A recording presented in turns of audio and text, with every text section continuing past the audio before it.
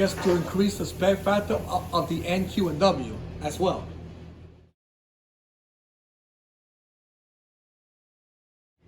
They're getting old. They're already past the 40-year lifespan now, both of them. Which of course, the R212 as well went past 50 years.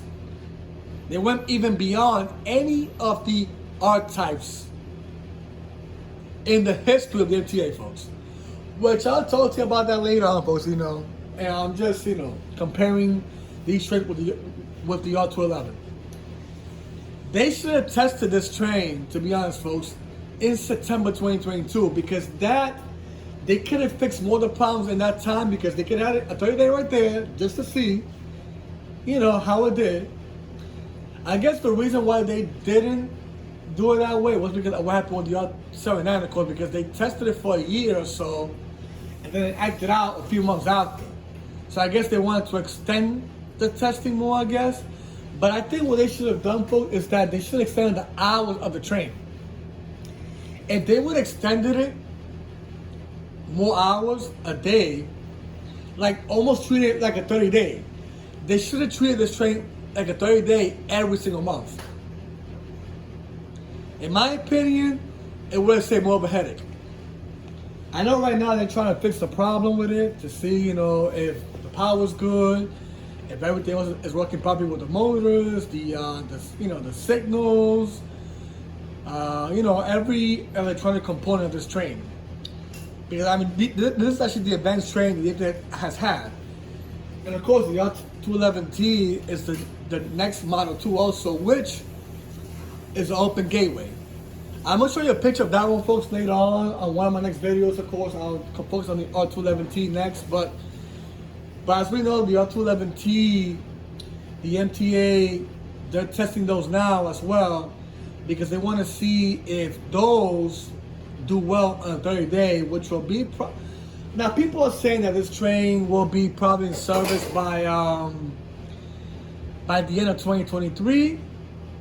They're saying the expectation of it. We're not sure, because I remember with the R211A, they were saying it was expected in September 2022, and look what happened. Extended 6 months later, and it started in March. You see? So we're not sure about the R211T, if it really is going to start at the end of the last quarter of 2023. We're not sure. Because think about it this way, folks. The second option order hasn't even been delivered yet. The MTA has not even approved that yet. The only orders they approved, of course, was the base order of 535 cars, and then the option 1 order of 640 cars, which has been approved for the R211A. So you're talking about an extra 640 cars for R211A that's added with the base order. So you're talking about over 1,000 cars right there, right? What is it, 1,100 cars, something like that, folks? I mean, do the math. 535 plus 640. You guys do the math, folks. I'm not going to come here with all these calculations, okay? So, yeah. They'll have over 1,000 cars combined with the base order and the option 1 order. Now, this is the thing about the option 1 order.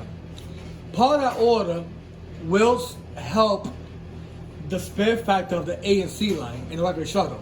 Because right now, the A and C line has go short because of the retirement of the R32. So they lost that train, and the C train has to share, of course, the R46s, the issue with that, folks. And then, of course, they have the R79 or so, which is not really enough for neither one of them, because they both don't share the same train. I mean, you got one that has a 5-car set, the other one has a 4-car set. Which I'll talk about the R79 too also in a separate video, folks, but you get the deal. The R211 right now, the reason why they had to approve the option order is because they know they need it for the A and C and Rockaway shuttle to increase the spare factor, because right now they're on a shortage now. So